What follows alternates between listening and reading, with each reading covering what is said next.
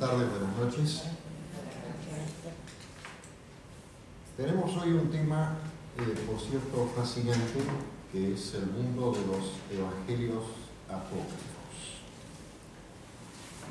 Y yo estructuré lo que vamos a hacer acá en 7 puntos.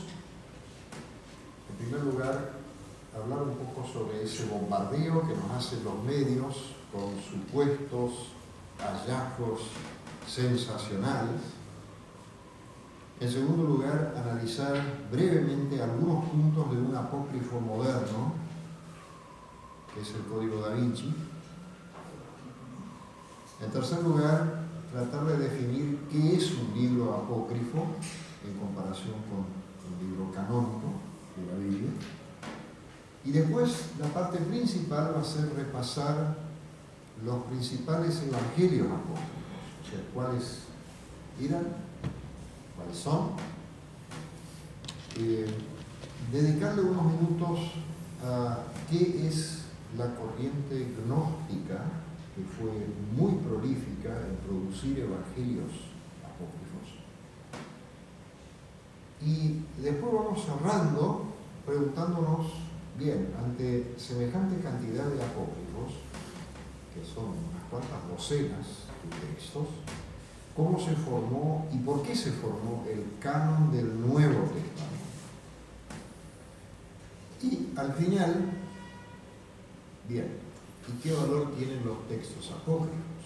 Porque si uno estudia algo, algún valor deben tener.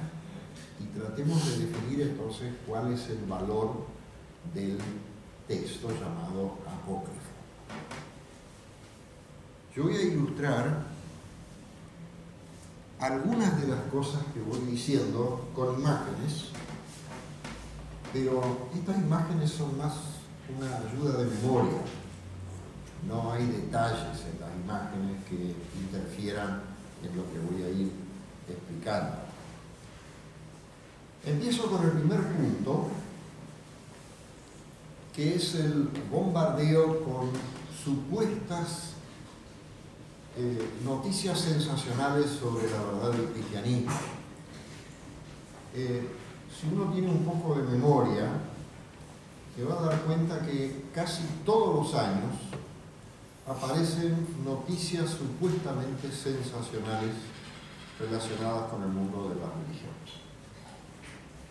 En Occidente, o sea, lo que es América Latina, y América del Norte y Europa, estas supuestas noticias sensacionales se relacionan particularmente con la Biblia, con la figura de Jesús, con el cristianismo en general y también con el judaísmo. Esto no toca la parte africana de la población mundial, tampoco suele tocar la parte asiática, porque en el contexto de la religión budista, ¿qué interés van a tener en una supuesta nueva noticia sobre la figura de Jesús o de la Biblia? O sea, me refiero al mundo occidental, tanto del norte como del sur. Y a lo largo de los años yo estuve registrando con qué frases se anuncian estos supuestos descubrimientos. Y cito algunas. Un tema que nunca fue dado a conocer. Sí. De repente aparece en todos los diarios, en las noticias, en internet, en televisión, hacen películas y todo. O, por ejemplo, algo que siempre se ocultó, pero que ahora salió a luz. Otra frase, son todas frases literarias. La verdad jamás dicha sobre los orígenes del cristianismo. Y luego de algún tiempo en que esas noticias dan de hablar, siembran dudas, provocan alguna turbación, pero principalmente le dan mucho ingreso en efectivo a quienes las inventan y las divulgan, suele imponerse una cierta desilusión. Las novedades dejan de interesar, ya sea porque se demostró que eran pompas de jabón, o como un cohete que se tira ahí en Año Nuevo y que después se apaga y cae la ceniza y no quedó absolutamente nada, o porque la gente pierde el interés en ellos. Y les puedo ir mencionando algunas de estas supuestas verdades. Al comienzo de los años 90, eso ya es bastante más atrás, casi 23 años, 24 años, inventaron un montón de falsedades sobre unos hallazgos arqueológicos que se hicieron medio siglo atrás en un lugar que se llama Qumran, y la prensa mundial estaba llena de eso.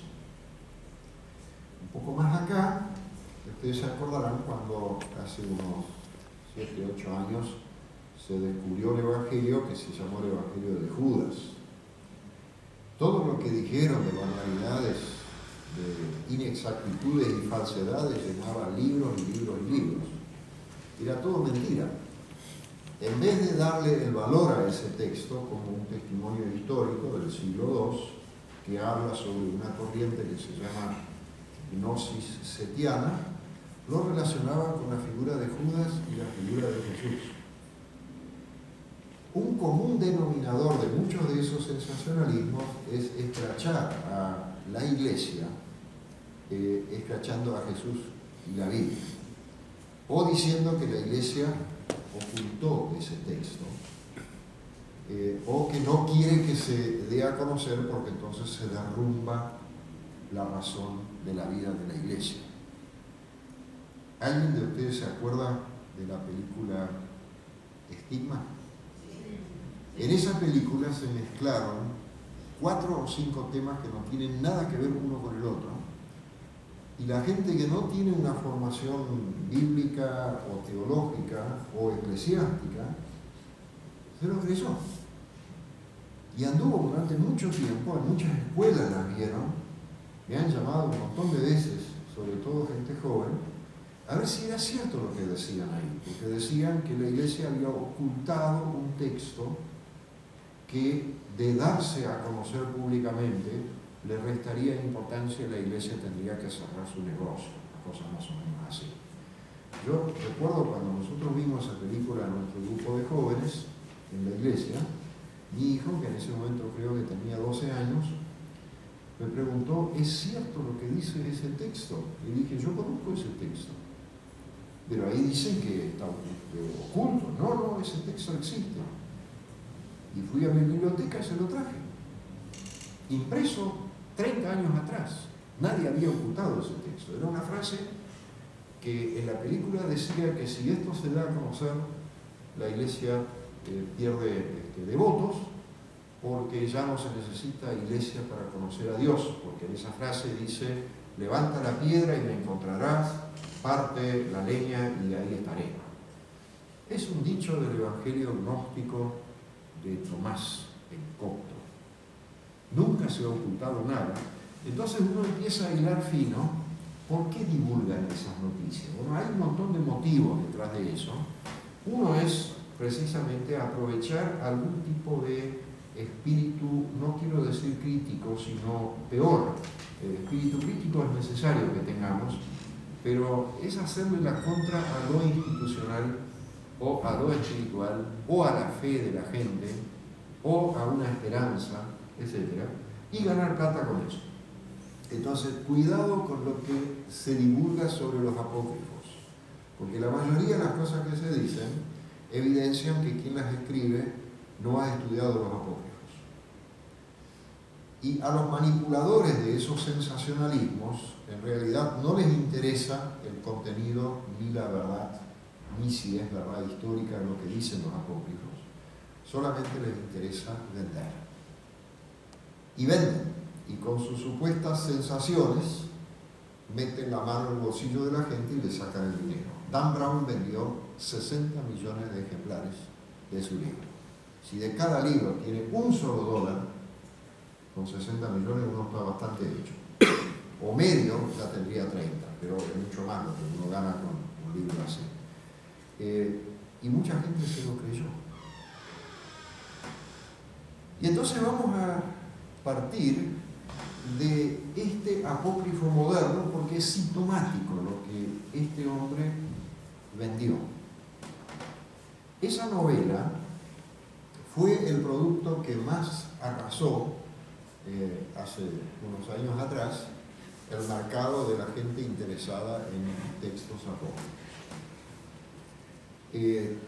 Y a la vez es el libro que más cantidad de inexactitudes históricas tiene. El autor dice, y es muy hábil en decirlo, es una novela. Pero en el mismo prólogo, él dice que esa novela se basa en estudios históricos y que los datos sobre obras de arte y documentos antiguos son reales. Y eso no es cierto.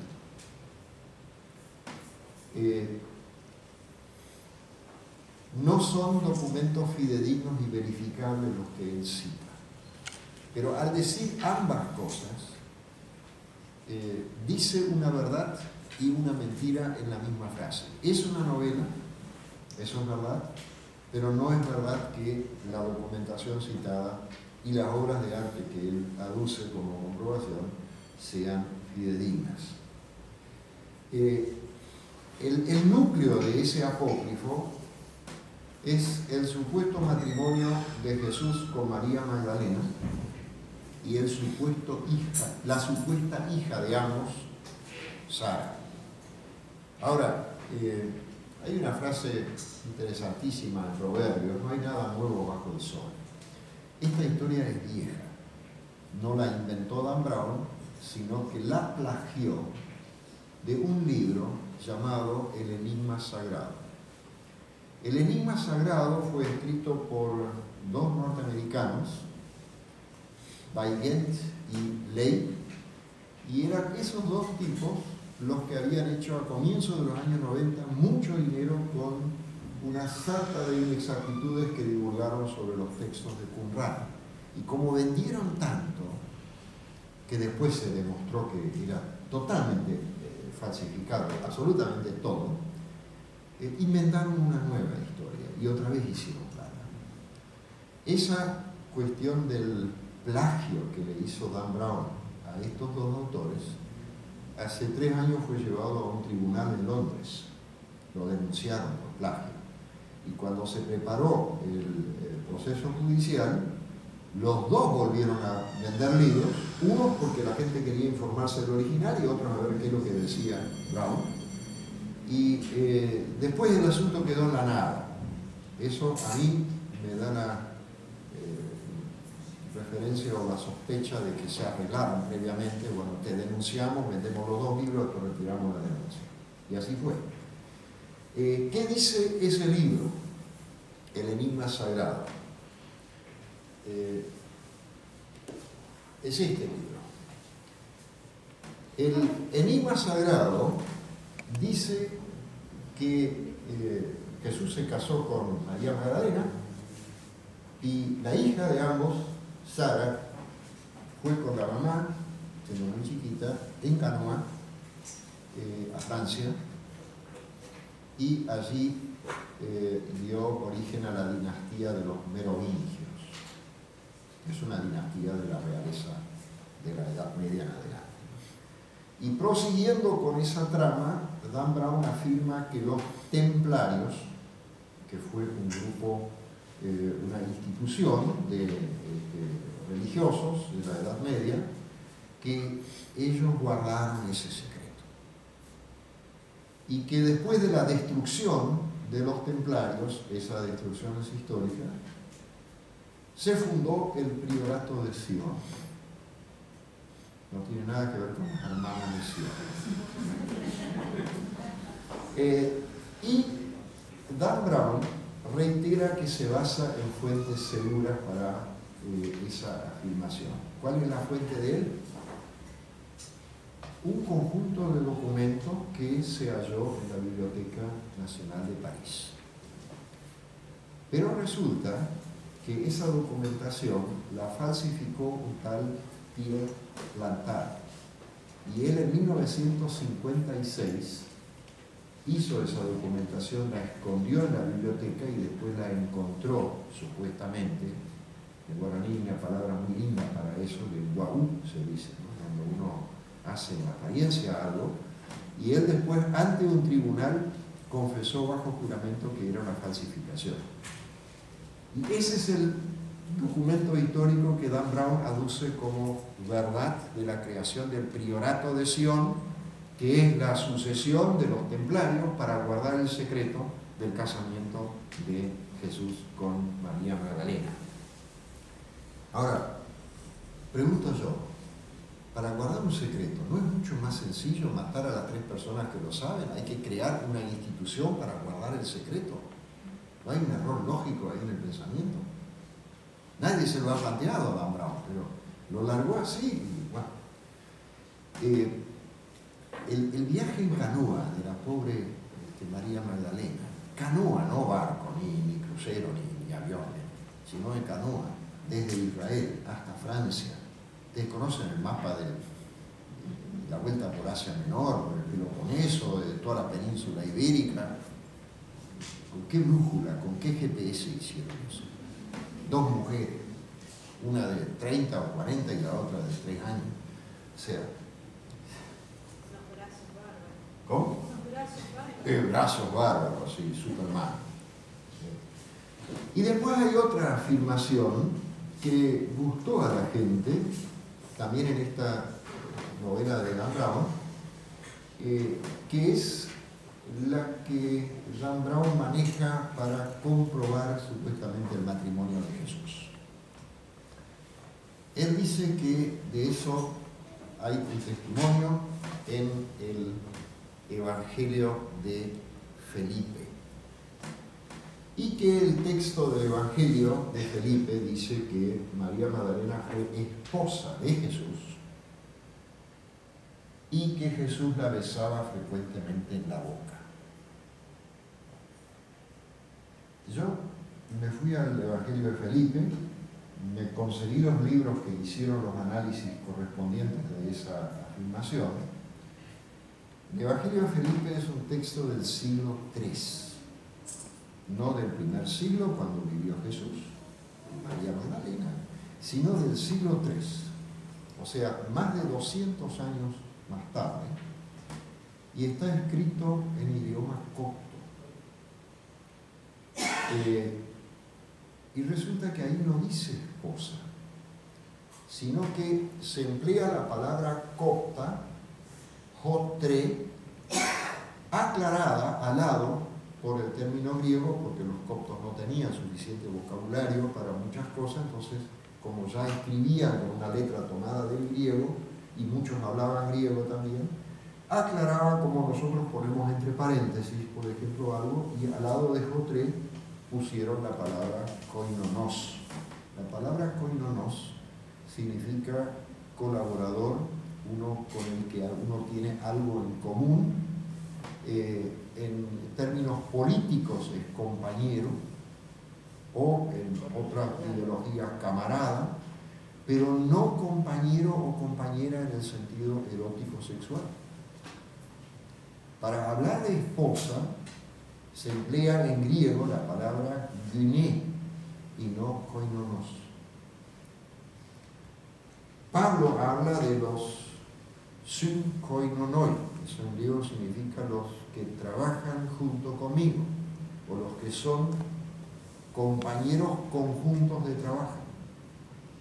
Yo no escuché ningún análisis de alguien que haya dicho que ese es esposo de Pablo.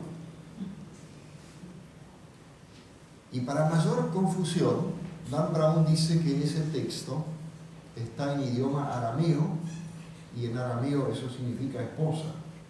Nunca miró el texto que él cita como comprobación efectiva.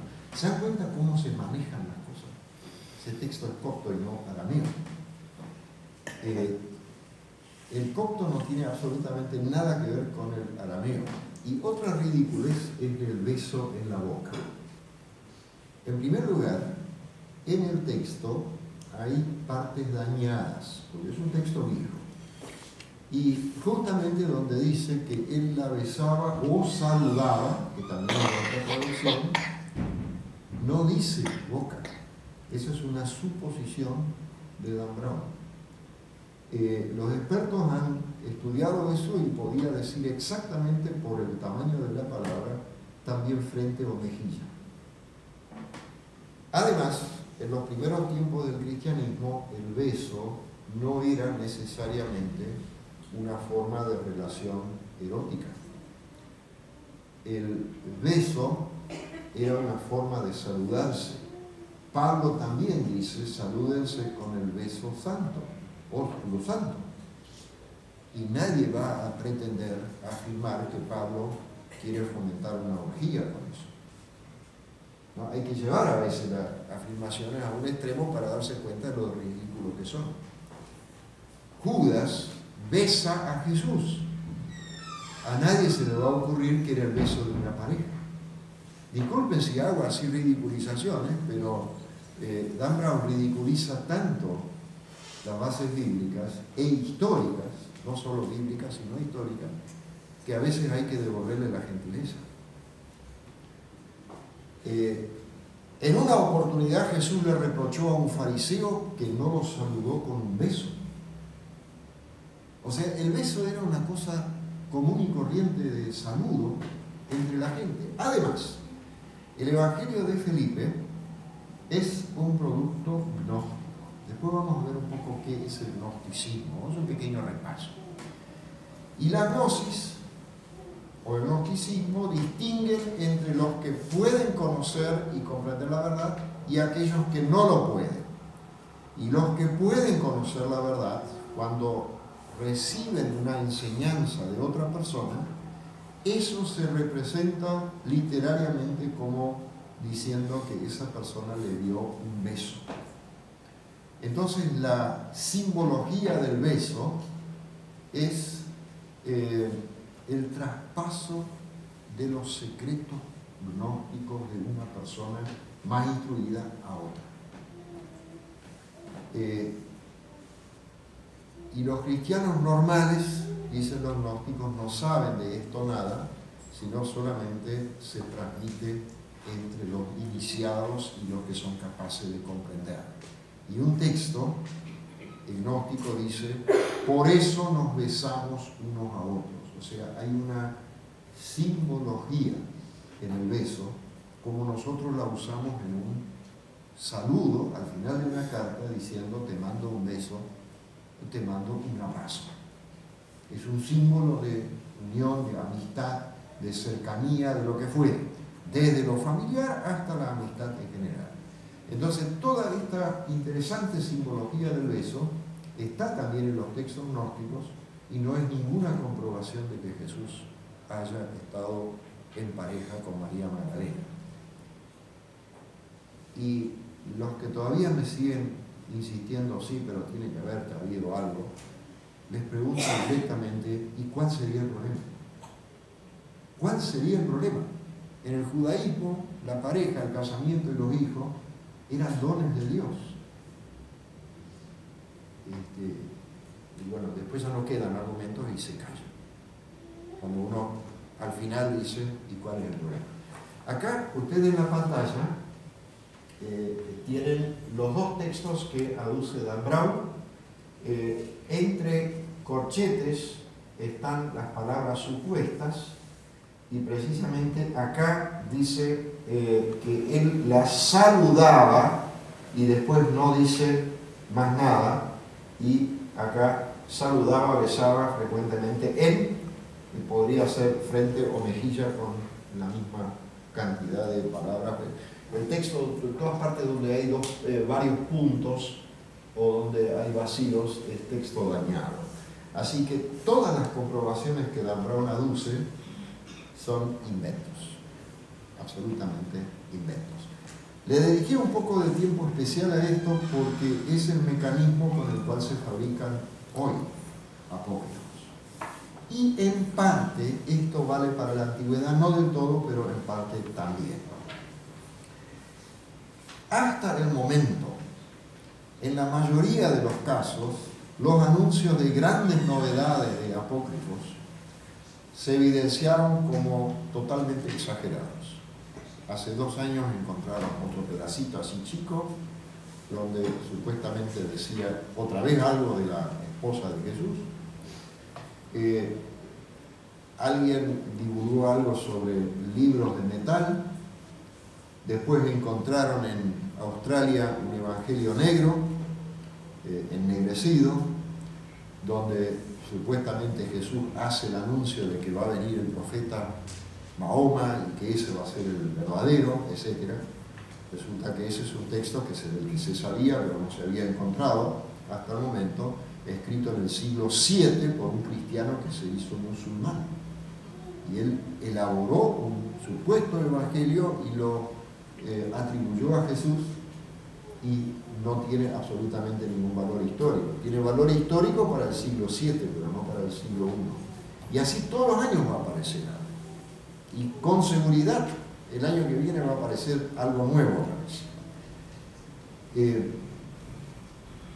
Lo curioso es que también hay gente del mundo académico que está fascinada por las supuestas verdades de los apócrifos. Y un ejemplo típico es un grupo de investigadores en los Estados Unidos que se hace llamar Jesus Seminar, el Seminario de Jesús, y que investiga la vida de Jesús. Y ellos afirman que para la reconstrucción de la vida de Jesús tienen muchísimo valor algunos textos apócrifos, como por ejemplo el Evangelio de Pedro y el Evangelio copto de Tomás. O sea, también en el mundo académico hay gente fanática por el supuesto valor original de los apócrifos. Y vamos a pasar entonces a la siguiente pregunta: ¿qué es un apócrifo? En realidad, para entender lo que es un apócrifo hay que ver en primer lugar lo que significa canon. Canon es una palabra que proviene, como todos los términos inteligentes castellanos, del griego. Canon es griego, y esa palabra a su vez viene del semítico, del hebreo, cané, que significa caña de medir, o regla o medida. Entonces la palabra canon es una medida, diríamos hoy como un metro. Y a mediados del siglo II y III, la palabra canon se aplicaba a las doctrinas que la Iglesia consideraba correctas. Ahí ya usaban el latín también, y en latín se decía eso, regula fidei, la regla de la fe. O sea, las afirmaciones fundamentales de la fe. Jesucristo, Hijo de Dios, muerto por nosotros, resucitado, así, ese tipo de afirmaciones fundamentales. Eso se llamaba la regla de la fe o el canon de la fe. Y un tiempo después, canon empezó a aplicarse a la lista de los libros que la Iglesia tenía por inspirados por Dios. Entonces, primero era el conjunto de las reglas de la fe y después la lista de libros que contenían estas verdades de la fe. Y canon pasó a designar así una colección normativa, regla, de escrituras sagradas. Y por eso en la Iglesia cristiana se dice o se establece que la Biblia es la regla y la medida y la norma para la fe cristiana, o la base, si quieren. La palabra apócrifo en griego también significa oculto o escondido. No es algo negativo de por sí, pero en los primeros tiempos del cristianismo tenía el sentido de excluido del uso en el culto. Había mucha gente que leía apócrifos y la Iglesia no tenía problema con estos libros, solo que decía que en el culto o en la celebración o en las tempranas misas estos libros no se leen porque no transmiten verdades inspiradas. Pero si alguien las quería leer en su casa, pues las leyeron. Durante mucho tiempo se leyeron muchos de estos libros y no había ningún problema. Y en ámbitos cristianos se llama libro apócrifo aquel escrito que no pertenece al canon, pero que de alguna manera tiene algún tipo de relación con la Biblia. O sea, a nadie se le ocurre decir que el Martín Fierro o la Ilíada son apócrifos, porque no tienen relación con la Biblia. Y tampoco han pretendido ser parte del canon.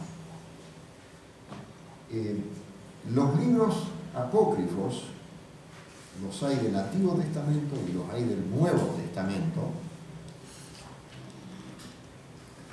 Lo que hicieron, ahora vamos a concentrarnos en los del Nuevo Testamento, es copiar los géneros literarios que usaban los autores del Nuevo Testamento. ¿Qué es un género literario? Es un molde, como los moldes para hacer pan o torta, que para determinadas comidas se usan determinados moldes, y no cualquier comida queda bien hecha en cualquier molde. Así hay moldes literarios para determinadas cosas. Sería un poco raro ver una cotización del dólar en forma de rima o con un margen negro, ¿no? Podría ser para Argentina, pero no es el género literario. La cotización tiene algunas cosas que se indican como título y después hay columnas, hay un lenguaje especial, antes era negro, ahora es blue, etc. Cambia de color. En cambio, lo que tiene un marco negro, ya de lejos se ve que es un aviso fúnebre. Es un género literario. La Biblia está llena de géneros literarios que se usaban en la antigüedad, como hoy existe la novela policial, el discurso político, la mentira política, el sermón, la carta de negocio, la carta de amor. Todos esos son géneros y formas literarias diferentes. Y en el Nuevo Testamento encontramos muchas de estas formas. Fundamentalmente hay 4 grandes formas que les puse acá, que son los evangelios, los 4 en el Nuevo Testamento, el libro de los Hechos de los Apóstoles, tenemos cartas o epístolas y tenemos el género apocalíptico. Eso es en el Nuevo Testamento. ¿Qué hicieron los autores de los apócrifos? Como estos géneros tenían un éxito enorme, copiaron el género. Es como si ahora tuviera un exitazo impresionante. ¿Qué género, por ejemplo? ¿Qué se les ocurre? El terror, supongamos el género de terror. Entonces, el que quiere vender o que quiere comunicar algo o que dice que quiere fortalecer una determinada comunidad, o hay muchos motivos por los cuales se hicieron apócrifos, o que quiere dar a conocer cosas que no se conocen, va a elegir ese género, porque el género le garantiza el público. Bien, y entonces hay exactamente los mismos géneros que en el Nuevo Testamento en el mundo apócrifo. Tenemos ahí, en primer lugar, evangelios apócrifos, que son relatos legendarios sobre la persona de Jesús, sobre la Virgen María, sobre José, y que ponen en boca de Jesús palabras no citadas en los evangelios canónicos, y a veces toman palabras de los evangelios canónicos y los presentan en otros contextos. Algunos de esos escritos se conocen porque algún padre de la iglesia los ha mencionado. En otros casos se han encontrado algunos fragmentos y en algunos casos tenemos los textos completos. 10 capítulos, 20 capítulos, 50 capítulos. El texto completo se ha conservado. Después hay historia de los apóstoles, porque el relato en realidad no es una historia de apóstoles, sino son hechos de los apóstoles, y el personaje no es un apóstol, sino el Espíritu Santo. Esta manera de presentar hechos de apóstoles fue muy exitosa también, y se han conservado varios intentos de representar historias de apóstoles. Hay de Andrés, de Juan, Pablo y Tecla, Pedro, Tomás y otros. Lo mismo pasó con las cartas. Hay cartas muy interesantes atribuidas a Jesús. Hay toda una correspondencia entre Jesús y un rey en Siria. Es del siglo III esto, pero lo han puesto en divulgación como que fuera del siglo I. Hay más cartas de Pablo. ¿Ustedes se acuerdan que en un texto Pablo dice: cuando hayan leído su carta, intercámbienla con la de los laodicenses? ¿Y dónde está esa carta de los laodicenses? Se perdió, hasta que surgió un tipo que la fabricó. Sí, la hizo. ¿Cómo se puede falsificar una carta de Pablo? ¿Qué método usarían ustedes para venderle al público una carta de Pablo que todavía no se había descubierto? Copiar y pegar. Lo que hoy se hace en la universidad, en la escuela, en todas partes, copian y pegan. Y el que falsificó esa carta, los laodicenses, hizo exactamente eso. Tomó pedazos, sobre todo de Filipenses, pero mezcló algunos un poco de Gálatas, de Colosenses, de Efesios, y los compaginó, le puso el saludo y el nombre, y no se olvidó de poner a los laodicenses, y estaba hecha la carta. Fue un poco bobo porque la hizo en latín, cuando Pablo escribió en griego, pero esa carta tuvo tanto éxito que en la edición de la Vulgata, ustedes saben lo que es la Vulgata, la Biblia oficial de la Iglesia Católica, en la edición en latín, no en la traducción en castellano, en la edición en latín está esa carta. O sea, cuando se declaró el libro oficial, la Vulgata, todavía se creía que era una carta auténtica. Y estamos en el siglo XVI. Durante más de 1000 años el tipo engañó a toda la iglesia. Pero, como tampoco comían vidrio, no la pusieron entre las cartas de Pablo, sino en un apéndice al final. Esto es una tabla de cánones, después la pueden ver acá, con el canon hebreo, el canon de la versión griega, Septuaginta, el canon en latín, el canon de la Iglesia Católica y el canon de la Iglesia Evangélica, con o sin textos deuterocanónicos. Y acá, en un anexo, metieron la carta a los laodicenses. Lo muestro como un ejemplo de cómo a lo largo de un milenio un fantasma andaba dando vuelta y que todavía en ese siglo, cuando la Vulgata se declaró la Biblia oficial, funcionaba en la mente de algunos como: no será cierto, pues no la querían sacar del todo porque entonces se perdería algo de Pablo, pero tampoco lo creyeron del todo, entonces lo pusieron en el apéndice. Lo pueden mirar en cualquier edición en latín de la Vulgata. También han hecho cartas de Bernabé y otras más, y también varios apocalipsis. Una de las cosas más curiosas de los apocalipsis es que el llamado apocalipsis de Pedro, apócrifo, influyó sobre la mentalidad cristiana con respecto al infierno. Cuando uno pregunta qué castigo se imagina que hay en el infierno, y la gente va a contar un montón de cosas. Estas cosas no salen del Nuevo Testamento, sino del Apocalipsis de Pedro. Y ahora vamos a ver algunos apócrifos. Acá hay un listado de algunos de los más importantes que son evangelios apócrifos. Vamos a ver los textos. Un papiro llamado Oxirrinco, con un número, Evangelio de María, se sobreentiende que es María Magdalena, pero se llama María, Protoevangelio de Santiago, Evangelio del pseudo Tomás, Evangelio de Pedro, Evangelio copto de Tomás, apócrifo de Juan, Evangelio de Judas, papiro Egerton, y vamos a ir viendo uno tras otro.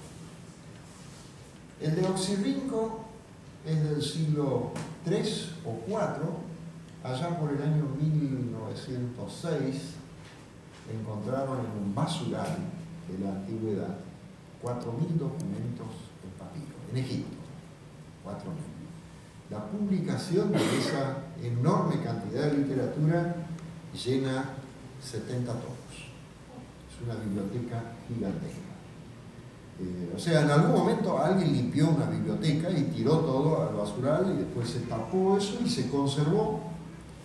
Se encontró, por ejemplo, un fragmento del Evangelio de Mateo, se encontraron muchos textos del Nuevo Testamento y se encontraron varios textos también apócrifos. Este es un pequeño pedazo, ahí está la transcripción, son 2 columnas, es un evangelio gnóstico del que no se sabía nada, apareció este pedazo y destaca la típica oposición gnóstica entre el cuerpo material y el alma incorruptible. Es un tema que aparece en muchos textos gnósticos.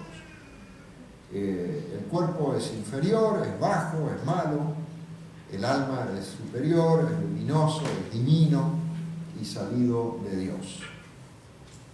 Un texto apócrifo.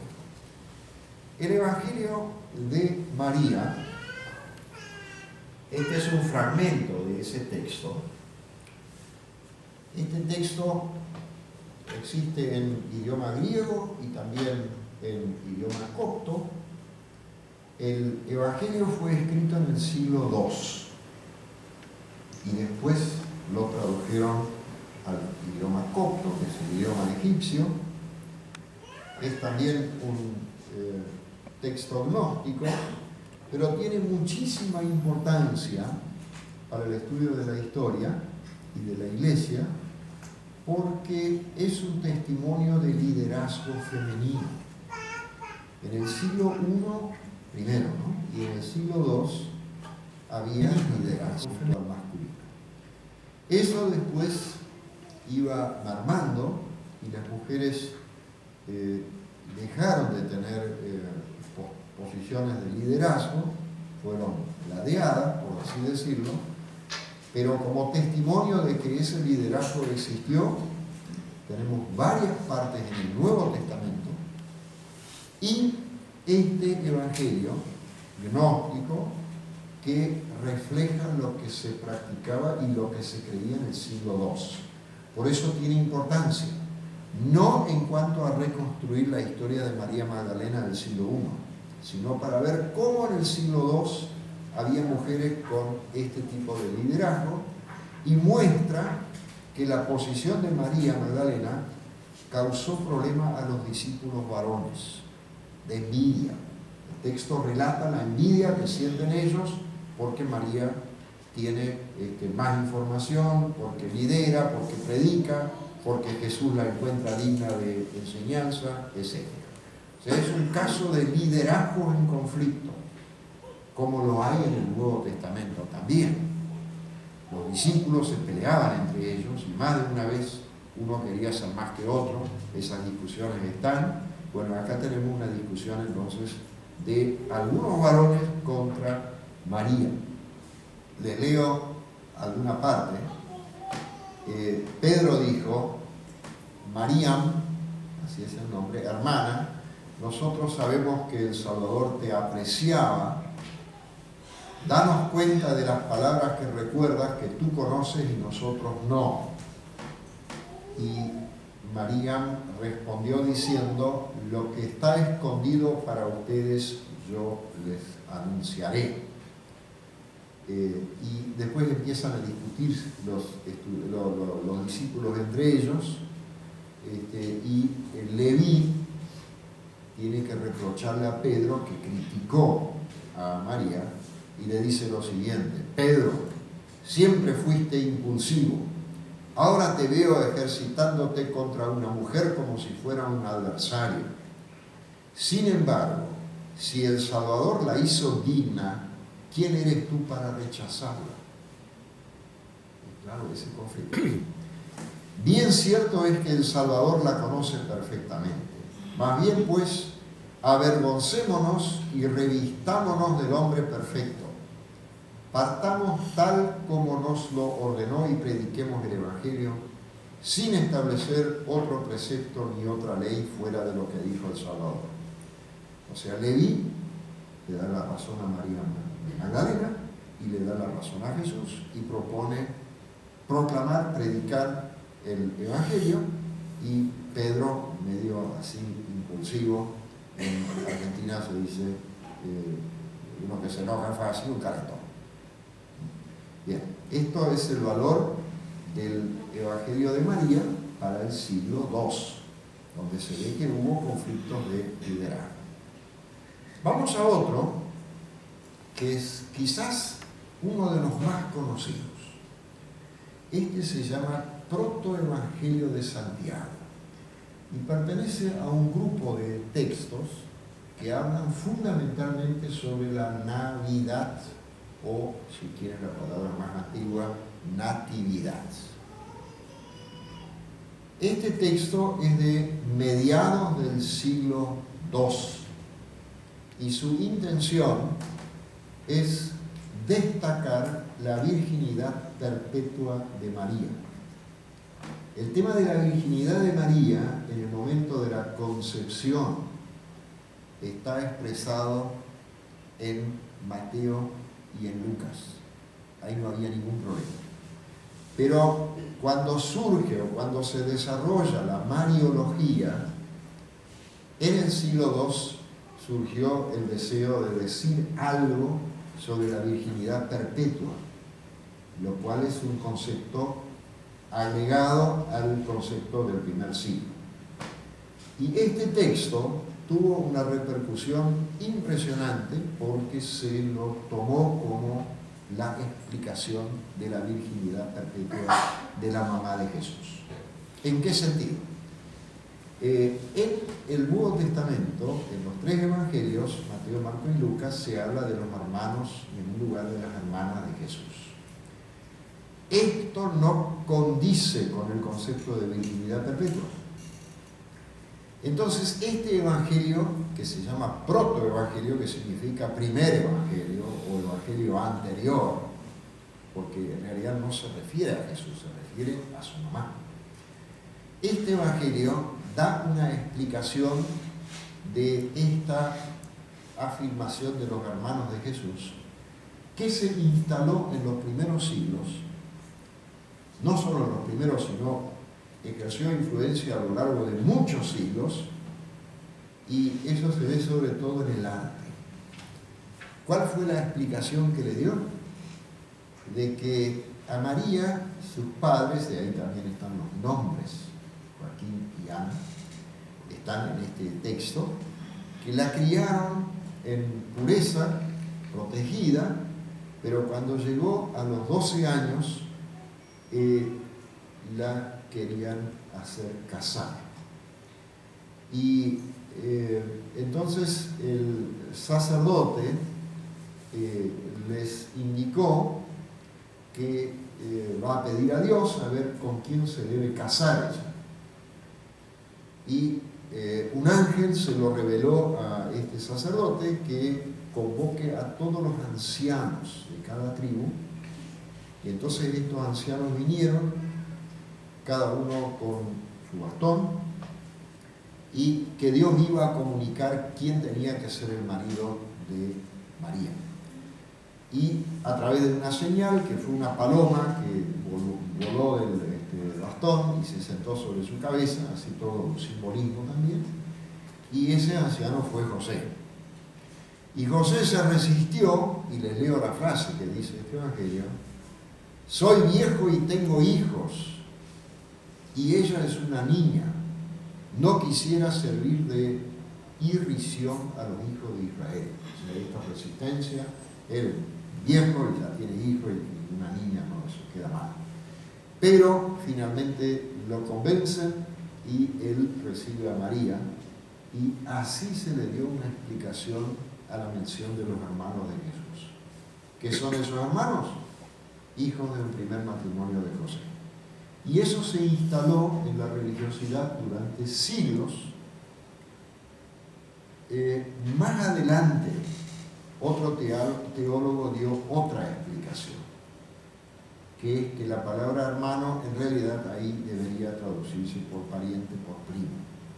Pero la primera explicación que se dio a la mención de los hermanos de Jesús fue la que dio este Evangelio durante siglos. Y la influencia de este Evangelio en el arte fue tal que ustedes toman cuadros antiguos de la Sagrada Familia y siempre van a ver a un José muy viejito. Fíjense este cuadro. Un José viejito que por edad sería casi más que un abuelo de Jesús. Pero esa imagen se grabó precisamente por un evangelio apócrifo. La otra cosa que este evangelio divulgó, y que también aparece en el arte y en la religiosidad y en el arte folclórico, es que Jesús nació en una gruta. Cuando se hablaba de un establo, este dice que fue una gruta, y la virginidad postparto, según este texto, fue comprobada por una partera que vino a controlar exactamente si esto era cierto o no, y que finalmente reconoce el milagro. O sea, toda una construcción literaria para sustentar la afirmación de la virginidad perpetua de María, del siglo II. O sea, es un documento sumamente valioso para comprender cómo en el siglo II se imaginaba esta cuestión de María, Virgen María, virginidad perpetua. Y, por otra parte, los hermanos de Jesús. O sea, es un testimonio histórico importante. Lo interesante es que este texto nunca pretendió ser canónico, pero como fue un texto tan divulgado y se conserva íntegramente, tuvo más influencias que quizás el texto canónico, sin pretender ser palabra de Dios. Simplemente dio una explicación de algo que la gente quería comprender o saber cómo era. Vamos al siguiente. Si el protoevangelio de Santiago es el que sustentó el concepto de la afirmación teológica de la virginidad perpetua de María, este acá le interesa otra cosa, le interesa demostrar que el niño Jesús ya sabía hacer todos los milagros que después iba a hacer Jesús mayor. Porque es aquí, de Jesús, ¿qué sabemos? Y sabemos algo de su vida pública, predicación, obras, muerte, resurrección. Pero ¿cómo fue su infancia? Salvo esta escena de los 12 años en el templo, nada. ¿Cómo fue la juventud? Nada. ¿Cómo fue el proceso de aprender a leer y escribir, por ejemplo? Nada. No hay ningún testimonio. Y eso fue un campo propicio para la creación de evangelios apócrifos y de textos apócrifos. Este es uno, es el más importante, pero hay varios otros derivados de esto más. Los evangelios de la infancia de Jesús. Es como que hay vacíos en la información bíblica y entonces esto se aprovecha diciendo acá está la información que se buscaba. Bien. Es del siglo II también y tiene los relatos del niño Jesús entre los 5 y los 12 años. Y termina con Jesús a los 12 años en el templo. Se ve que es un producto artificial, no quiero decir la palabra trucha, aunque se lo merece también, porque desconoce todas las tradiciones judías. O sea, las tradiciones judías sobre la infancia, sobre la escuela, sobre cosas así, las desconoce. Escribe como que si yo tuviera que escribir sobre la infancia de Buda. No conozco esa cultura, no puedo inventar cosas, pero bueno, así es lo que hace él. Lo que quiere mostrar es que Jesús fue un niño prodigio, que ya de chico todo el poder que tenía fundamentalmente para hacer milagros lo usaba. El problema es que el autor no tenía capacidad literaria para mostrar milagros, digamos, que caigan bien. Porque los milagros que hace Jesús, sinceramente, espantan. Yo no quisiera tener una criatura así. Me haría pasar vergüenza y dolor de cabeza, me llevarían preso, me denunciarían. Pero evidentemente a la gente esto, a algunos por lo menos les gustó, porque también se conservó entero y lo multiplicaron en otros idiomas y en otras naciones. El niño anticipa los milagros que él va a hacer como adulto, pero con muchos rasgos extremos. Si no figurara expresamente el nombre Jesús, a nadie se le ocurriría que ese muchacho travieso es el Hijo de Dios y Salvador de la humanidad. Es medio loco, con navaja. Y al lado del niño milagrero aparece el niño maestro. Pero si uno toma los relatos donde Jesús enseña con mucha sobriedad, allá enseña con soberbia y ridiculiza a su maestro y realmente le hace pasar vergüenza al pobre maestro. O sea, el que escribió esto tuvo la buena intención, por lo menos, de mostrar a un Jesús milagrero y maestro, pero no le dio la capacidad como para hacerlo de una forma que por lo menos a nosotros nos resultara convincente. Él irrita a sus maestros con sus preguntas, con sus reproches, y él no necesita crecer en sabiduría. Esa es una frase de Lucas 2:40, donde Jesús crece y se vuelve más maduro, se vuelve inteligente, etc. Este material evidentemente fue muy atractivo para muchos lectores y quizás precisamente porque no tiene reflexión teológica. Es algo que se lee en la siesta o, qué sé yo, en el día libre, y esto lo evidencian las muchísimas versiones que hay y la incorporación de este texto en otros más, por ejemplo. Le voy a leer algunos. El niño Jesús de 5 años de edad jugaba en el vado de un arroyo y traía las aguas corrientes a posar y las tornaba puras enseguida con una simple palabra mandada. O sea, agua estancada, si una palabra quedó la agua pura. Y amasando 2 de barro, formó 12 gorriones e hizo esto un día de sábado. Y había sido otros niños que jugaban con él. Y un judío que había notado lo que Jesús hacía, fue acto seguido a comunicárselo al padre José, diciéndole: mira que tu hijo está cerca del arroyo, y tomó barro y hizo con él 12 gorriones, profanando el sábado. Y José se dirigió al lugar donde estaba Jesús, lo vio y le gritó: ¿por qué haces eso en día de sábado? Lo que no está permitido hacer. Pero Jesús, dando una palmada, dirigiéndose a los gorriones, dijo: ¡huelen! Y los pájaros abrieron sus alas y volaron, piando con estruendo. Y los judíos quedaron atónitos ante este espectáculo y fueron a contárselo a su jefe, que habían visto lo que hizo Jesús. ¿Se entiende la historia? Sí. O sea, le reprochan por el trabajo de sábado.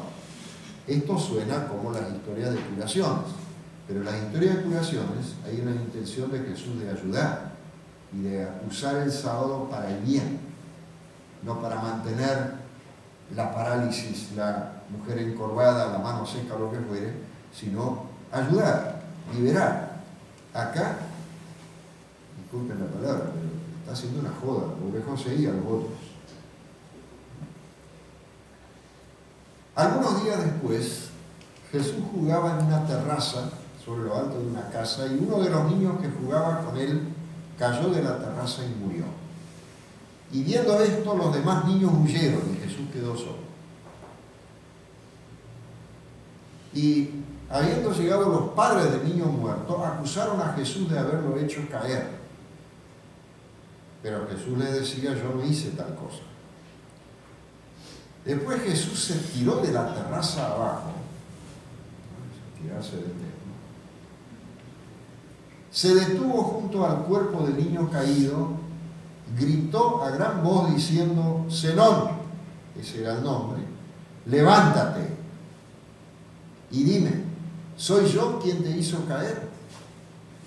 Y habiéndose levantado inmediatamente, el niño repuso: no, Señor, tú no me has hecho caer, sino tú me has resucitado. Y los espectadores del lance quedaron conmovidos de asombro, y los padres del niño glorificaron a Dios por el milagro cumplido y adoraron a Jesús. Pero está entretejido con mentiras. O sea, se entiende que es otra línea, no es el mensaje del Evangelio. Es más para recrear. Este es simpático, si tienen chicos. Y cuando Jesús tenía 6 años, su madre le dio un cántaro, le envió a traer agua para llevarlo a casa. Pero habiendo tropezado el niño con la multitud, el cántaro se rompió.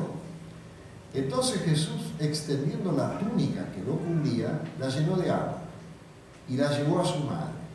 Y su madre, reconociendo el milagro, lo abrazó y guardó en su corazón los misterios que veía cumplidos. O sea, traer agua en una tela. Pero el más simpático es este ahora. Y su padre era carpintero y hacía en aquel tiempo carretas y yugos. Y un hombre rico le encargó que le hiciera una cama. Pero habiendo cortado una de las piezas más pequeñas que la otra, no sabía cómo seguir. Entonces el niño Jesús dijo a su padre José: pon las piezas en el suelo e iguálalas de un lado. Así.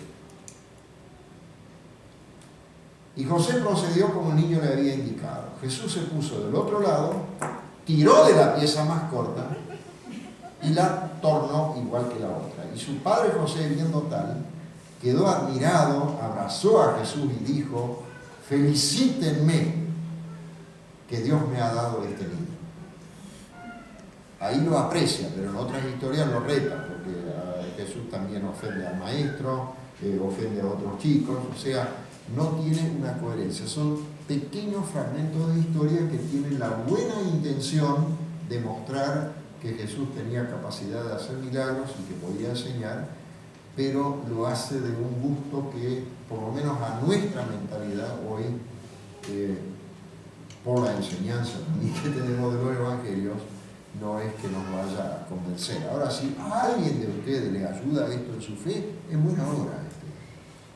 Si por eso pueden creer mejor en Jesús, díganlo, y si no, también. Otro conjunto de evangelios apócrifos son los que se relacionan con la pasión.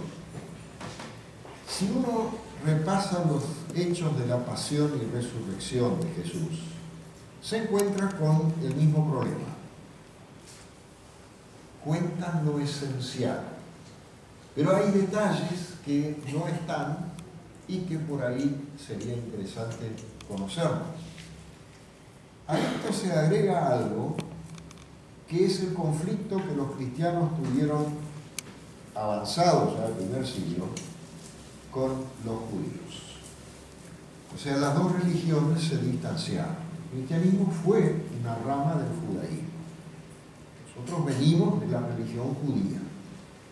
Cuando después empezaron a bifurcarse, por un lado, la rama del judaísmo más dominado por los fariseos, que tomó el nombre de judaísmo rabínico, y por el otro lado el cristianismo, entonces de ambos lados empezaron a aparecer escritos que defendían la posición propia y a veces también escrachaban la del otro lado, de ambos lados.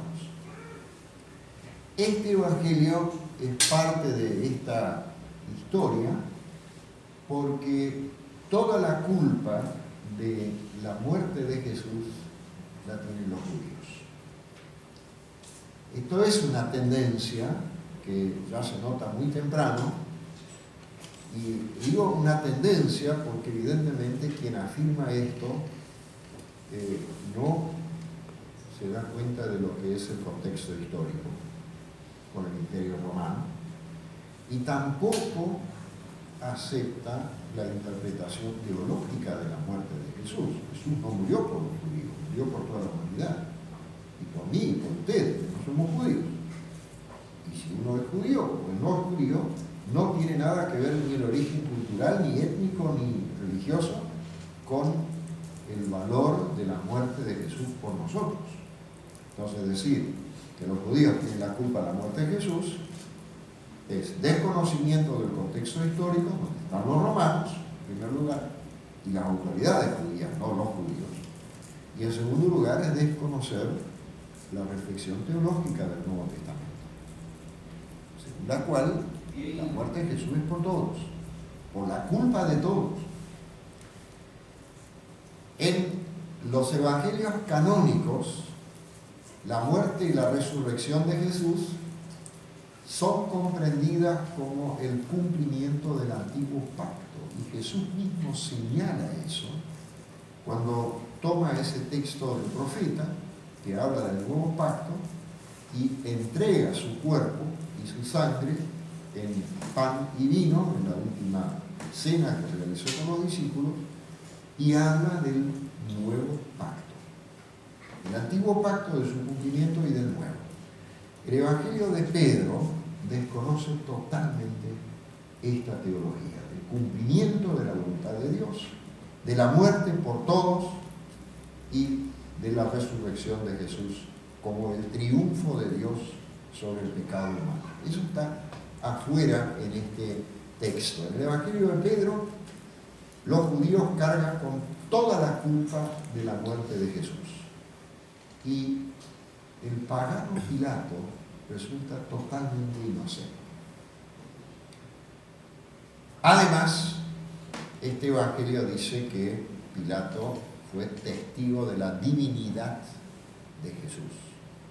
Si uno esto lo pone en términos históricos, explíquenme cómo un romano que de teología no entendía un cuerno puede afirmar la divinidad de un judío condenado allá en el extremo de una provincia de mala muerte, mirando desde Roma, que fue Israel, fue el extremo de casi el fin del mundo. Y hay una visión, yo diría, ingenua del pecado humano.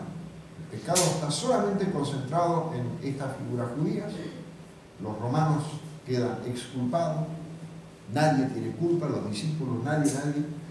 Y eso es una visión ingenua del pecado humano. El pecado humano es una realidad demasiado difícil, demasiado compleja y demasiado abarcadora de toda la humanidad como para decir, no, la culpa fue de 3 autoridades judías. La tesis de este texto parece ser que los judíos son impíos, no tienen Dios, y como tales crucifican al Hijo de Dios. Y el hilo conductor de ese texto es el pecado de los judíos. No se cansa de hablar del pecado de los judíos, de la culpa de los judíos, de la maldad de los judíos. El escrito en realidad no puede ser del apóstol Pedro, porque además desconoce otra vez los detalles geográficos, históricos, rituales y legales. O sea, se escribió mucho tiempo después y se atribuyó a Pedro. Esta es una técnica que emplearon varios autores. Hoy es un poco al revés, porque hoy un autor roba textos de otros, se llama plagio. En la antigüedad robaban el nombre, con buen fin o menos buen fin, pero se tomaban nombres de figuras grandes, importantes, conocidas, y se atribuían los textos a esos personajes. entonces tenían más chances de ser recibidos. Este texto es cortito, el pedazo que se encontró es muy breve, pero tiene lo suficiente como para entender de que teológicamente no le interesa el significado de la muerte de Jesús, más allá de que es culpa de los judíos, nada más.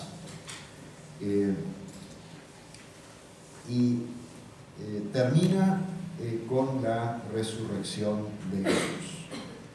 Vamos al siguiente evangelio apócrifo. Este es el evangelio copto de Tomás. Este texto se encontró en un lugar en Egipto que se llama Nag Hammadi en 1945 y es una colección de dichos, no tiene historia de Jesús. Milagros, nacimiento, crucifixión, resurrección, relación con las personas, nada. Solamente dichos, y la mayoría es introducida por la frase Jesús dijo. Este texto data del siglo II, algunas partes son anteriores todavía, y fue traducido o publicado en el idioma copto después del siglo IV, y contiene parábolas, amenazas, diálogos, sentencias.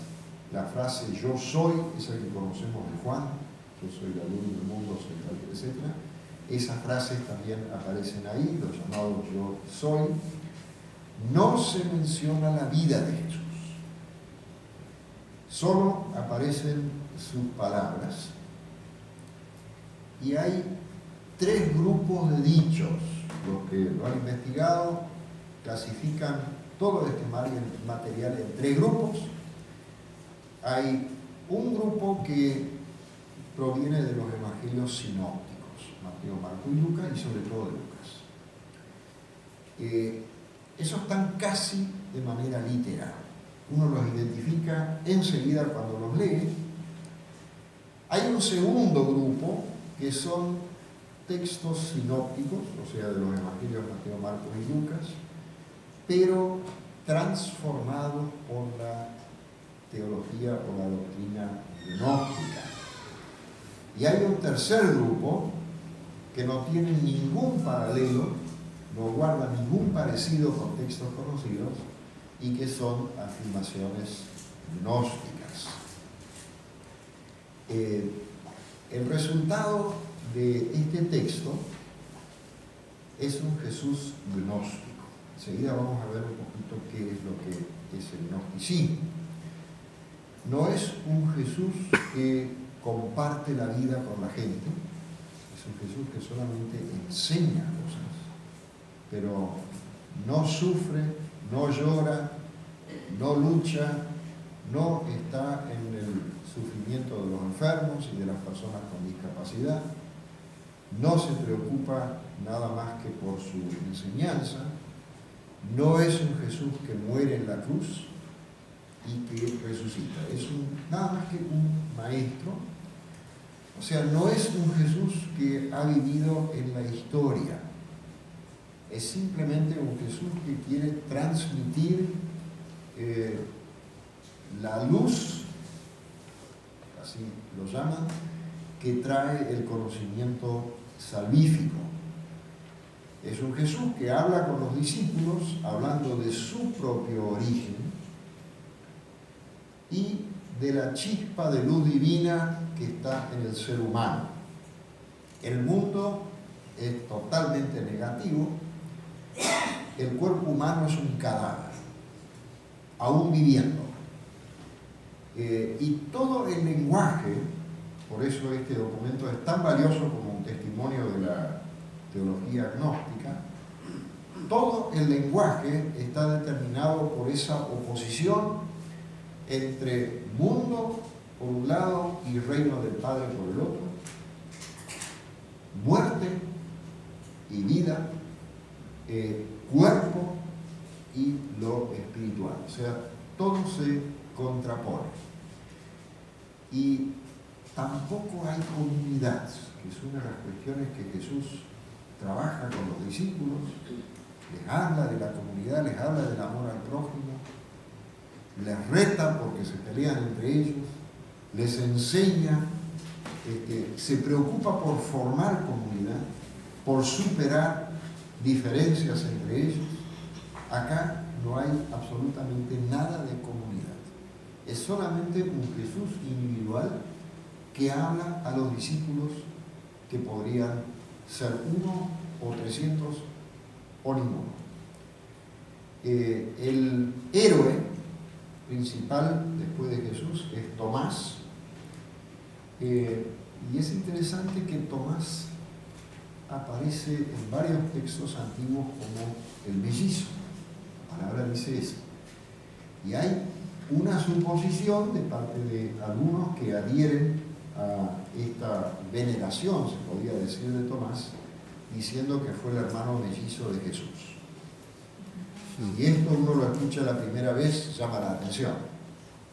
Pero había personas que entendían que solamente un gemelo de Jesús tenía tanta información, tanta enseñanza, tantos conocimientos, y lo veían entonces como el gemelo de Jesús. Y este hecho de darle a Tomás el carácter de principal receptor de la revelación y que poseía revelaciones secretas, muestra el carácter típico de varios apóstoles. Revelación secreta para un grupo pequeño. Si yo lo comparo esto con la frase de Jesús, que habla de que lo que se predica desde los techos, etc., se nota un contraste. O sea, había una iglesia mayoritaria, si se quiere, donde la proclamación era abierta, y había grupos pequeños donde se cultivaban ciertas enseñanzas, hoy diríamos en términos filosóficos serían esotéricas, enseñanzas reservadas solamente para ese grupo de iniciados, lo cual es un indicio también del carácter gnóstico de este texto. Hay varios dichos antijudíos y, atención, también hay dichos que menosprecian a las mujeres. Tengo que explicar eso especialmente, o mencionarlo, mejor dicho, especialmente, porque en algunos círculos de mujeres le han dado mucho valor a la literatura gnóstica, cuando varios textos gnósticos precisamente son contrarios a las mujeres.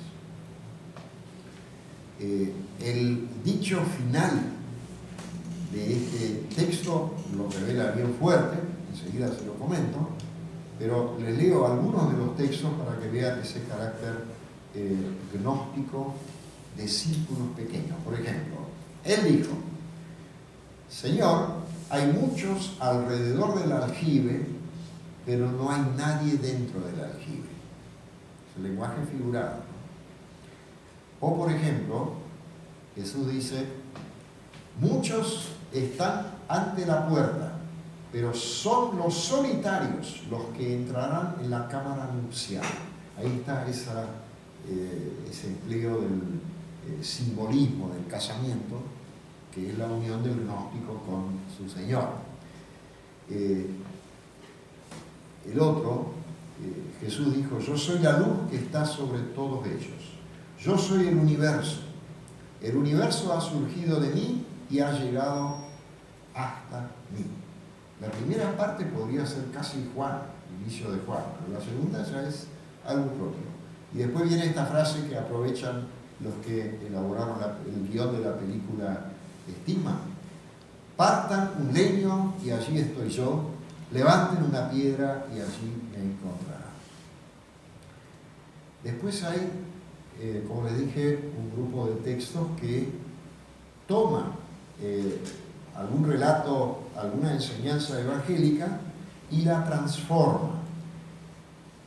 Jesús dijo: el reino se parece a un pastor que poseía 100 ovejas.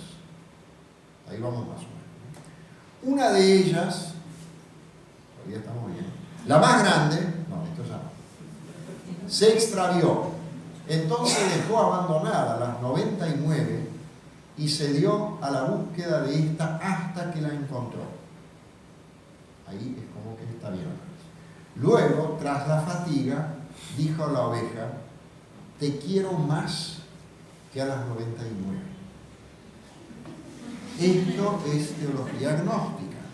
Los gnósticos están enfrentados con la iglesia mayoritaria o con la iglesia mayor. Ellos se sienten expulsados, perdidos, pero más queridos por el Señor. Es exactamente un reflejo de su situación.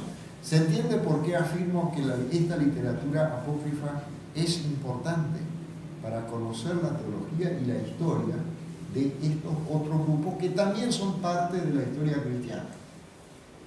Y después viene el último, y casi me da vergüenza de leerlo, pero ustedes vinieron y yo lo debo decir. 114, Simón Pedro le dijo: que se aleje María de nosotros, pues las mujeres no son dignas de la vida. Dijo Jesús: mira, yo me encargaré de hacerla varón, de manera que también ella se convierta en un espíritu viviente, idéntico a ustedes los hombres, pues toda mujer que se haga varón entrará en el reino del cielo.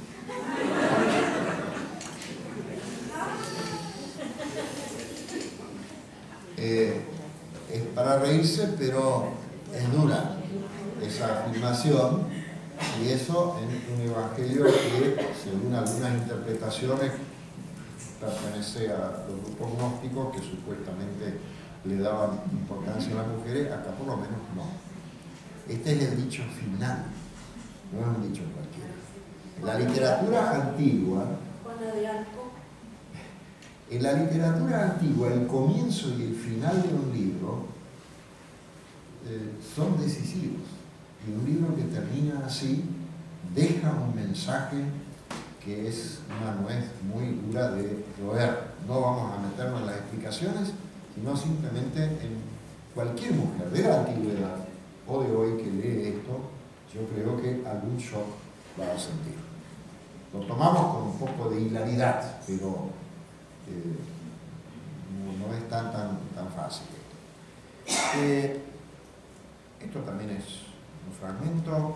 Ahí, este es un texto que se llama Apócrifo de Juan. Es uno de los pocos textos que tiene como nombre apócrifo, porque los otros se llaman Evangelio de tal, o Palabras de tal, o Informe. Este se llama Apócrifo de Juan, y eso está acá, ahí. Según Juan, el apócrifo. Es el texto, y por ahí lo pueden leer como si se entiende la letra griega.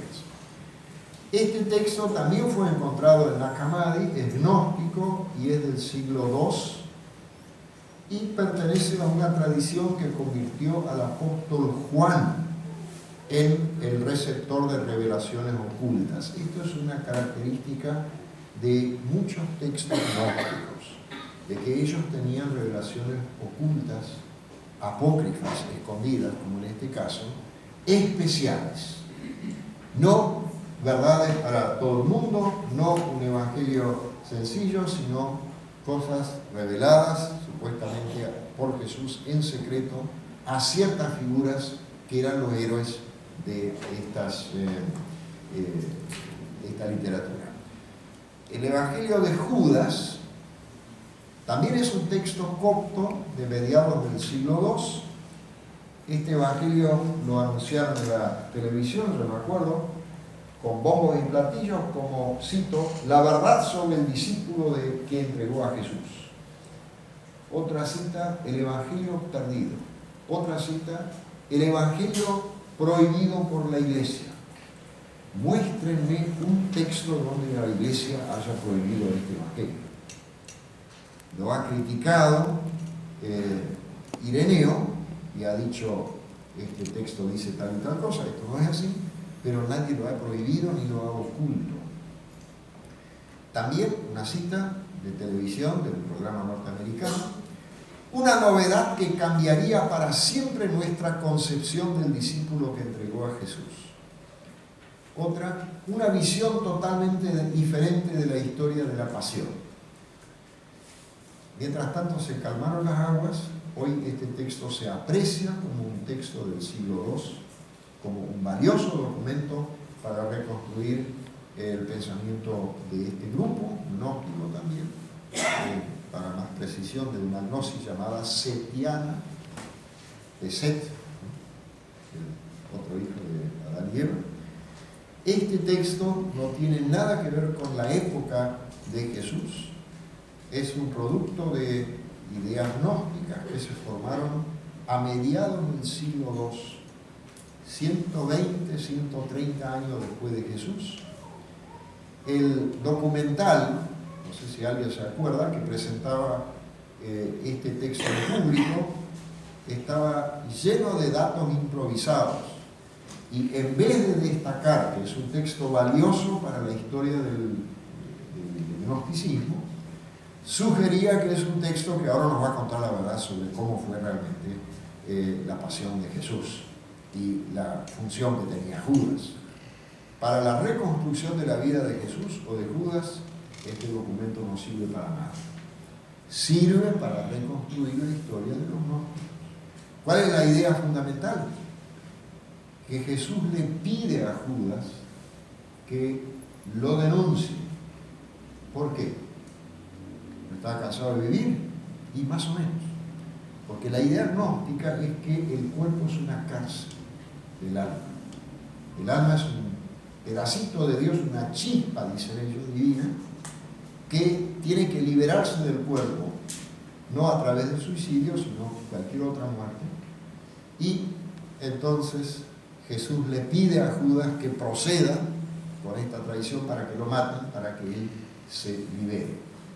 No hay valor sacrificial, no hay pago de pecado, no existe el pecado directamente, tampoco hay resurrección, o sea, es otra línea de pensamiento. Los gnósticos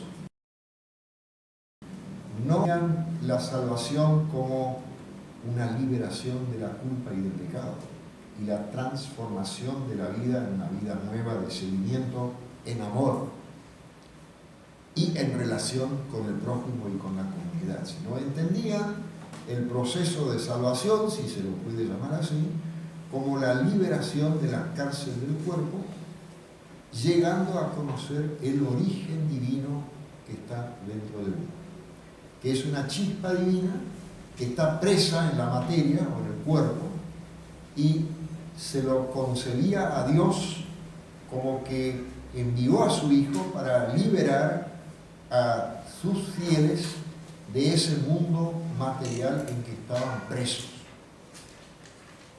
Nada más. Y la salvación no consiste en el perdón de los pecados o en nueva vida en Cristo, sino en liberación de la atadura del cuerpo. Es un concepto totalmente diferente de lo que nosotros creemos o a lo que estamos acostumbrados a entender como el Evangelio.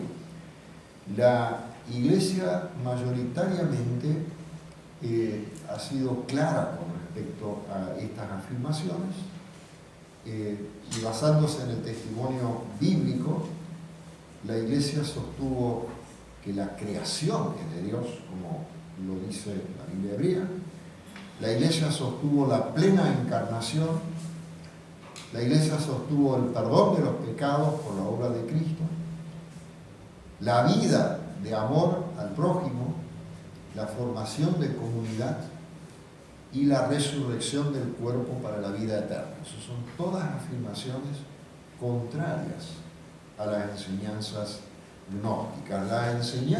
La discusión con los gnósticos fue muy difícil porque con otros grupos la Iglesia pudo discutir, o los que defendían el Evangelio podían discutir en un plano histórico, pero los gnósticos no pueden discutir en un plano histórico. Si uno les dice esto no es verdad, porque acá la verdad fue así, dicen no, eso es una interpretación. O sea, cuando no hay una discusión sobre la verdad histórica o la búsqueda de verdad, sino solo sobre interpretaciones, ahí la discusión es prácticamente imposible. Y una de las cuestiones que hay que agregar a esto es que los gnósticos no fueron perseguidos físicamente con cárcel, con martirio, con tortura, con aniquilamiento físico, sino que su propuesta, a mi entender, eso ya corre por mi cuenta, es tan volátil que fue tan difusa que se disolvieron solos. Cuando no hay una comunidad formada, ¿cómo se transmite esto a la siguiente generación? Cuando el sentido de la vida se agota con que yo conozca mi origen, y con esto ya sabiendo a dónde voy estoy salvado, cuando no hay interés en una historia, el mensaje se vuelve difuso y es como que se volatiliza. Había otros grupos que fueron perseguidos en la historia de la Iglesia, tanto en la antigüedad, pues sabemos de San Agustín, como en la Edad Media, estas famosas sectas de la Edad Media, cátaros albigenses, etcétera, y otros grupos, bogomiles. Esos también fueron gnósticos, pero no se los persiguió por eso, sino por otros motivos. A los gnósticos, ellos existieron en varias partes, pero todos se disolvieron. Volvieron a aparecer posturas gnósticas en la, casi diría, la posmodernidad. Hoy hay neognósticos y cosas así, pero no es lo mismo que aquello, ¿no es cierto? En cambio, el cristianismo tiene una estructura histórica, y yo entiendo bajo histórico aquello que remite a una geografía, a tiempos históricos, a personas, a testimonios y testigos. En cambio, en la propuesta gnóstica, todo lo que es histórico no interesa el cuerpo, no interesa la comunidad, no interesa la geografía, no interesa la vida concreta. Y eso diluye el mensaje cristiano. Y eso para mí es la causa por la que los grupos gnósticos se volatilizaron con el tiempo.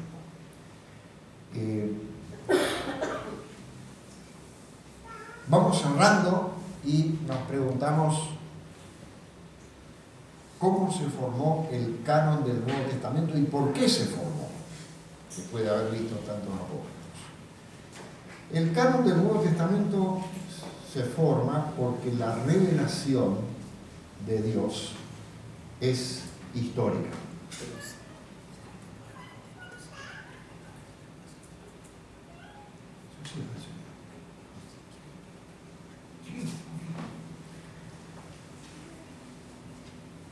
Me vino a decir que hay asado con huevo para todos.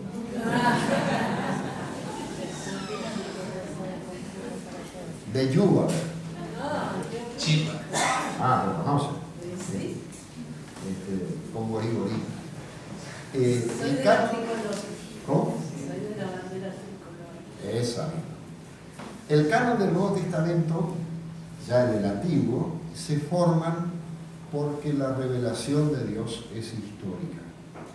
No es impersonal, sino que es histórica. ¿Qué significa eso?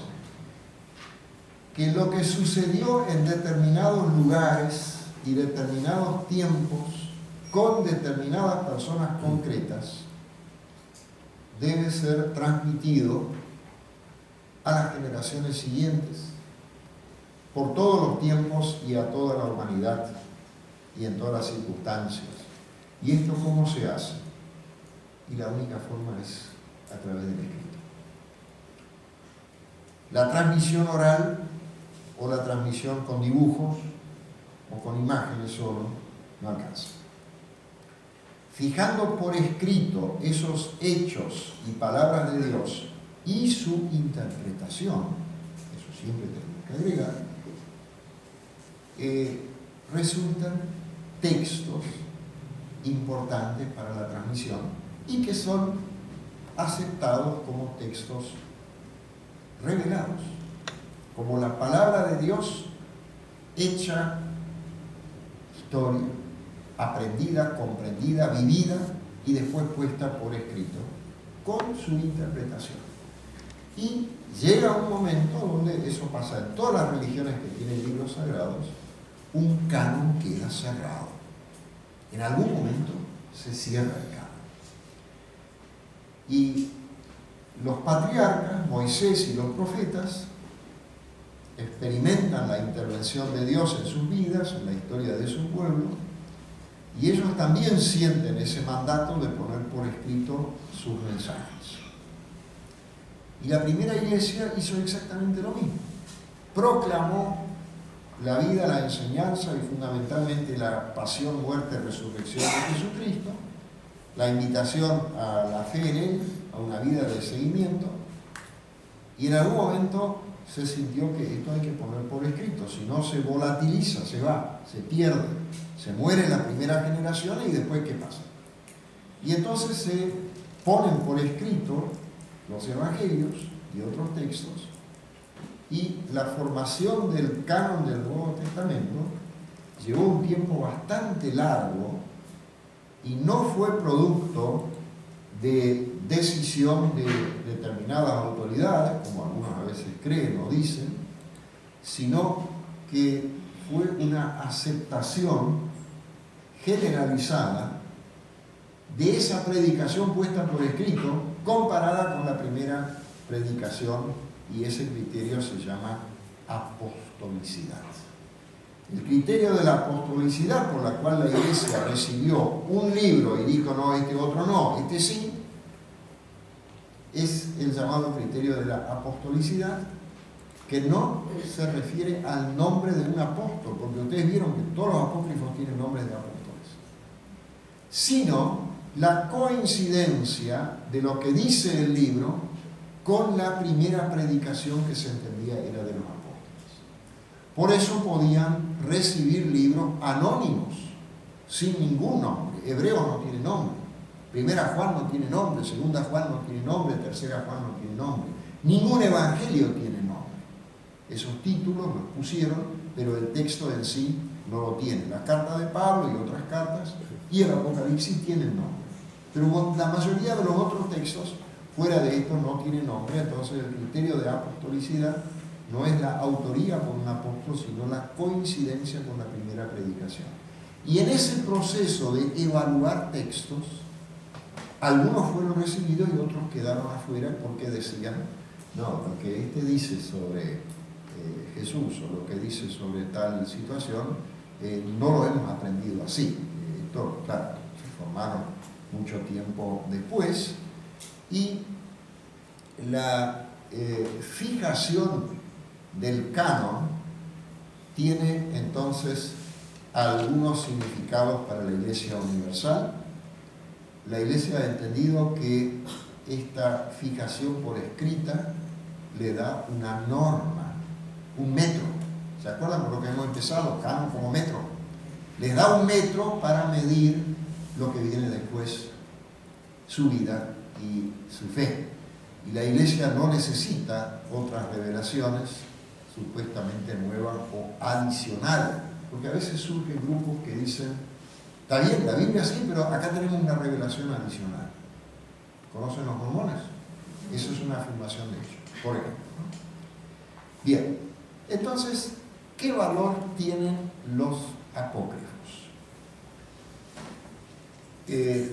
No tienen valor como fuente de verdad histórica sobre Jesús ni como revelación, pero tienen 4 o 5 valores muy importantes igual. En primer lugar, son testimonios de la fe de muchos grupos cristianos que ya no existen. Y por ese motivo también merecen respeto.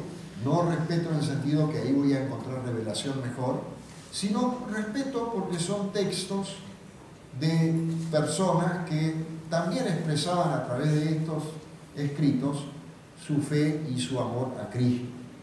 De una manera diferente, pero amor y fe al final. Segundo lugar, si bien no son fuentes para la vida de Jesús, tienen un valor muy grande para conocer la vida y las doctrinas de la gente que produjo esa literatura.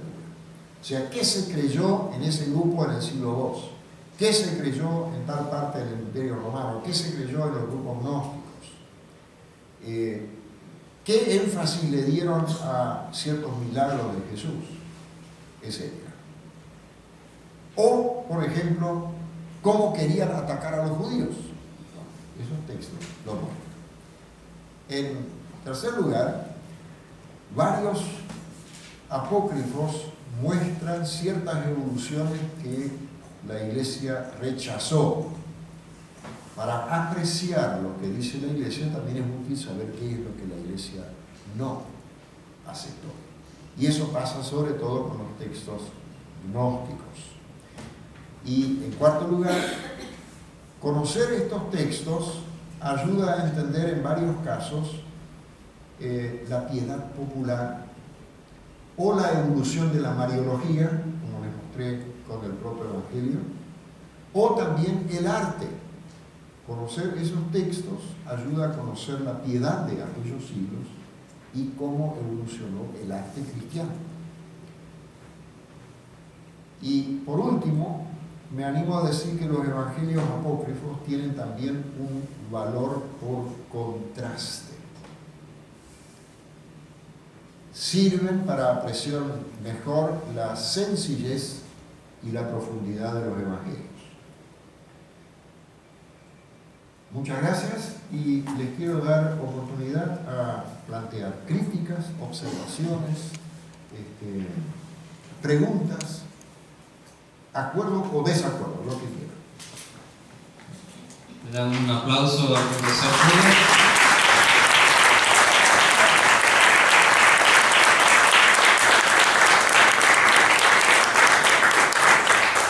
Aquí hay micrófono, levantan la mano y hacemos llegar hasta ahí.